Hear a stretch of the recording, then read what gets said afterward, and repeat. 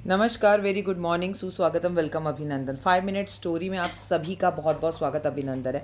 ये कहानी है एक बोने की और एक लंबू की, ठीक है, एक पहलवान की। ये कहानियाँ आपने कई बार सुनी हैं, ऐसी कई पिक्चरें भी आपने कई बार देखी हैं, लेकिन ये कहानी हमें अपने आप में बहुत अच्छी शिक्षा देती है। कहानी हमें बताती है कि एक बार एक बोना था, बहुत ताकतवर था, उसके अंदर बड़ा जज्बा था, कॉन्फिडेंस, आत्मविश्वास ज़बरदस्त था और ज़िंदगी में कुछ भी कर सकता था। लेकिन अगर लाइफ के अंदर मात खा रहा था तो अपने कद की वजह से खा रहा था। लोग उसका मजाक उड़ाते थे, हंसते थे और उसको खींचते थे टांग, लेकिन वो हर बात को मजाक में लेता और चला जाता। जबकि पहलवान एक लंबा चौड़ा 6.5 फीट का आदमी, लेकिन उसमें आत्मविश्वास की कमी थी। ज़िंदगी के अंदर आत्मविश्वास होना कितना ज़रूरी है। अगर इस कहानी का नाम आत्मविश्वास हो तो अतिशयोक्ति नहीं है। और दोनों अपनी ज़िंदगी में अच्छे गहरे दोस्त भी थे। दोनों अपनी ज़िंदगी में चले चले जा रहे थे। कभी भी कोई भी परेशानी अगर बोने पर आती तो हिम्मत से बोना हमेशा लड़ लेता। एक बार जो है राजा ने दोनों को बुलाया और राजा ने कहा कि ऐसा है, हमारे कुछ दुश्मन हमारे जंगल के अंदर एक बार बार शेर आ जाता है, हमारे कुछ दुश्मन उस शेर को छोड़ देते हैं। जाकर तुम पहलवान हो और इस पूरे इलाके के अंदर सबसे लंबे हो, जाकर उसको मार कर आओ। अब ये तो जो पहलवान था, इसकी जान निकल गई, इसके दिल की धड़कन तेज़ हो गई कि ये कैसे मारेगा। बोना ने बोला कोई प्रॉब्लम नहीं है, मेरे साथ चल, तू, हम मार देंगे। और बोना वहाँ गया। वहाँ जाके जैसे शेर सामने आया, उसने अपनी सूझबूझ से शेर को कांटों की झाड़ियों में डाल दिया और सूझबूझ से कांटों की झाड़ियों में शेर जाकर कांटों में फंस गया। उसे बहुत सारे कांटे चुभ गए और वो मर गया।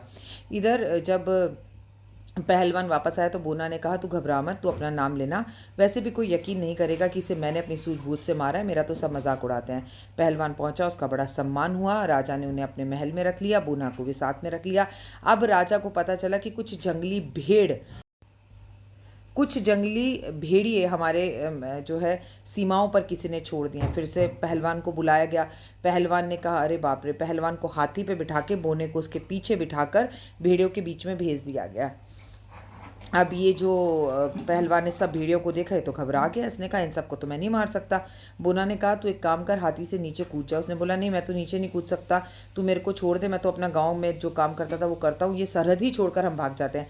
बोना ने कहा, तू हिम्मत मत हार। बोना ने तीर बैठा हाथी पर तीर चलाने शुरू करे और सारे भेड़ियों को तीर से मार दिया। वापस घर पहुंचे तो उन्हें कोई प्रॉब्लम हुई नहीं, क्योंकि राजा ने उनकी बड़ी तारीफ़ की। राजा ने कहा, अरे वाह, फिर से तुम तो शेर बन गए और तुम्हारा नाम मान सम्मान हुआ। अब इतनी ज़्यादा पहलवान की तारीफ़ें होने लगी, पूरे जगह पर उसके डंके बजने लगे, उसको ना घमंड आने लगा। उसने बोना से ठीक से बात करना छोड़ दिया।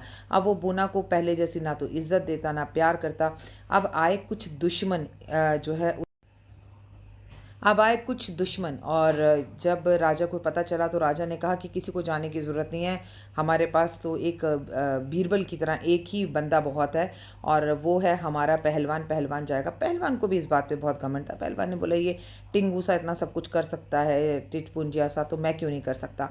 इस बार पहलवान सीमा पर दुश्मनों से लड़ने के लिए अकेले ही पहुंच गया, लेकिन उसका दोस्त ईमानदार था। उसके पीछे पीछे बोना जो है वो पहुंचा, लेकिन जब तक बोना पहुंचता पहलवान मर चुका था और पहलवान को दुश्मन मार चुके थे। बोना ने अपनी सूझबूझ से कूद कर, पहाड़ पर चढ़कर, नदी पर चढ़कर उन 4 दुश्मन थे उनको भी ख़त्म कर दिया और ये वापस आ गए। जब बोना वापस आया, राजा ने पूछा तो बोला, पहलवान अपनी जान हथेली पे लगाकर मर गए, लेकिन मैंने उन्हें बचाने की बहुत कोशिश की।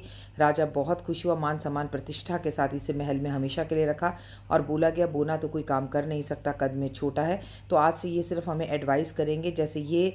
आगे जैसे ये पहलवान के साथ जाता था, इसने पहलवान की सभी चीज़ों को सीखा हुआ है, तो इसे एज ए एडवाइज़र अपने पास रखो। और पूरी ज़िंदगी बोना ने शान शौकत गरीबी को छोड़कर राजमहलों में बिना काम करे गुजारी।